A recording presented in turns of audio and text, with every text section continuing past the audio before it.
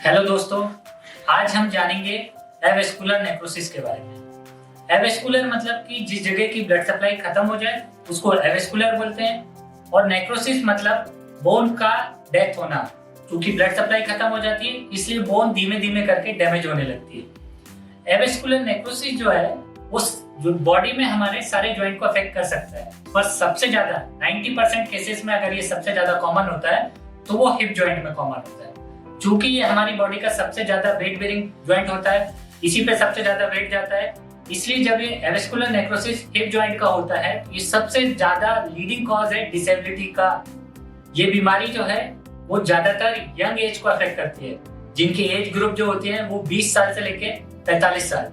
मतलब ये जो बीमारी है वो हमेशा 20 से 45 साल के जो मरीज हैं उनमें ज्यादातर देखने को मिलती है। इस बीमारी में जो हमारी फीमर बोन होती है, जिसपे जो भी हमारी बॉडी की सबसे बड़ी बोन होती है फीमर, इसका जो हेड होता है, हमको जैसे पता है कि हमारा हिप जॉइंट जो है वो बॉल एंड सॉकेट टाइप का जॉइंट है जो कि इस तरह से मिशन होता है। तो avascular necrosis of hip joint में क्या होता है कि हमारी जो फीमर बोन है इसके हेड की ब्लड सप्लाई खत्म होने की वजह से धीमे धीमे करके ये कोलैप्स होने लगता है, जिसकी वजह से कुछ टाइम के बाद में ये दब जाता है। तो पेशेंट की जो रेंज ऑफ मोशन है, मतलब जहां पे वो एक्टिविटी कर सकता है, वो धीमे धीमे करके खत्म होने लगती है। इस बीमारी में प्राइमरी सिम्टम्स जो आते हैं उसमें रेडिएटिंग सिम्टम्स ज्यादा होते हैं। रेडिएटिंग सिम्टम्स मतलब जिस जगह पे बीमारी है उसके वहां पे लक्षण ना आके दूसरी जगह पे आना। तो इसके प्राइमरी सिम्टम्स है कि पेशेंट को बैक पेन की कंप्लेंट होती है, या नीचे की तरफ घुटने की तरफ दर्द जाता है, पूरे कमर के आसपास में दर्द होता है, पेशेंट जब सीढ़ियां उतरता चढ़ता है तो उसको पेन होता है, या जिस भी ज्वाइंट में एवेस्कुलर नेक्रोसिस स्टार्ट हुआ है उस भी जोड़ पे जब भी हम वजन देते हैं तो वहां पे पेन होने लगता है। इस बीमारी के रिस्क फैक्टर की बात करें हम, रिस्क फैक्टर मतलब किन मरीजों में होने की इसके सबसे ज्यादा संभावनाएं होती है। तो जैसे कि मैंने आपको पहले भी बताया कि ये स्पेशली यंग एज में ज्यादा होती है, जिनकी एज 20 साल से लेकर 45 साल तक होती है। उन लोगों में ये बीमारी ज्यादा देखी गई है जिनकी स्मोकिंग की हिस्ट्री रही हो, जो बहुत ज्यादा क्रोनिक एल्कोहलिक मतलब जो बहुत ज्यादा शराब पीते हो, या उन मरीजों में ज्यादा देखने को मिली है जिन लोगों ने स्टेरॉइड लेने की हिस्ट्री रही हो। स्टेरॉइड मतलब जैसे अभी हमने देखा कि इस कोविड के टाइम में बहुत सारे लोगों ने अपने सेल्फ मेडिकेशन लिया है, अपने मन से दवाइयां ली है, तो इन दवाइयों का बहुत ज्यादा साइड इफेक्ट है जिसकी वजह से उनका हिप बोन जो है वो डैमेज हो गया है।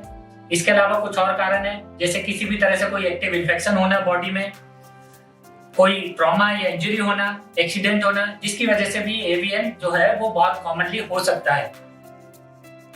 अब हम इस बीमारी के बारे में कैसे जान सकते हैं कि ये बीमारी है, तो इसके लिए कुछ जांचें जरूरी होती है।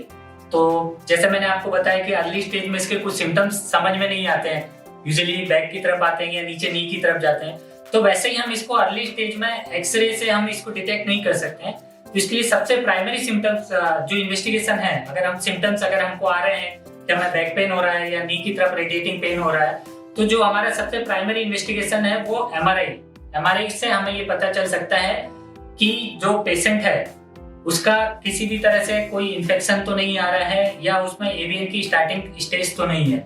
हमेशा हमें ये ध्यान रखना है कि जब भी हम इसको जितनी अर्ली स्टेज में अगर हम इसको डायग्नोसिस कर सकते हैं उतनी अर्ली स्टेज में हम इसका ट्रीटमेंट उतने अच्छे से कर सकते हैं।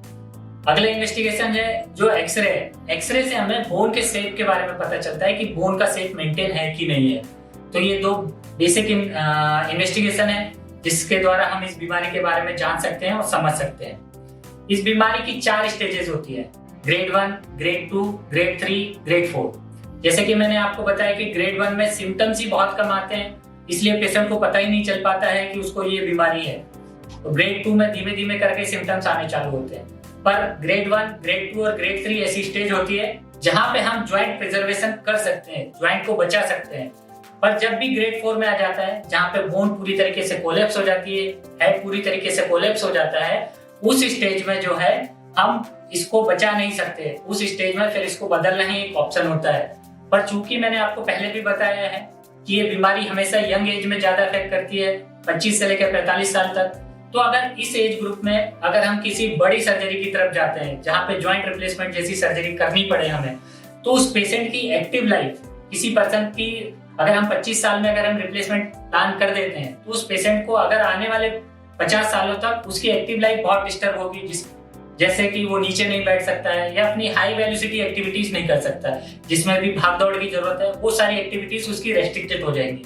अगर हम ट्रीटमेंट के बारे में बात करें तो जो कुछ कॉमन ट्रीटमेंट है जैसे कि मेडिकेशन है, एक्सरसाइज है। एक्सरसाइज से हम पेशेंट की रेंज ऑफ मोशन जो है, हमारी ज्वाइंट जो अकड़न आ जाती है, उसको हम कम कर सकते हैं। रीजनरेटिव प्रोसीजर है। रीजनरेटिव प्रोसीजर से हम ग्रेड 1, ग्रेड 2 और ग्रेड 3 इस जो डिसीज है इसको हम वापस से रिवर्स कर सकते हैं, पेशेंट अपनी नॉर्मल लाइफ में लौट सकता है। इसके अलावा ग्रेड 4 जहाँ पे बहुत ज्यादा बोन का डिफॉर्मेशन हो जाता है, रेंज खत्म हो जाती है, पेशेंट के पैर ऊपर नहीं उठते हैं, उस कंडीशन में एक रिप्लेसमेंट ही एक ऑप्शन होता है। इसके अलावा बोन ग्राफ्टिंग एक और सर्जरी है, पर ये सारी सर्जरी जो होती है वो पेनफुल होती है, इसलिए हमें हमेशा फोकस ये रखना चाहिए कि हम पेशेंट को कितनी जल्दी हम उसके जॉइंट को प्रिजर्व कर सकते हैं। ध्यान रखिए, हमेशा किसी भी डिसीज का अर्ली डायग्नोसिस ही उसका बेस्ट ट्रीटमेंट होता है।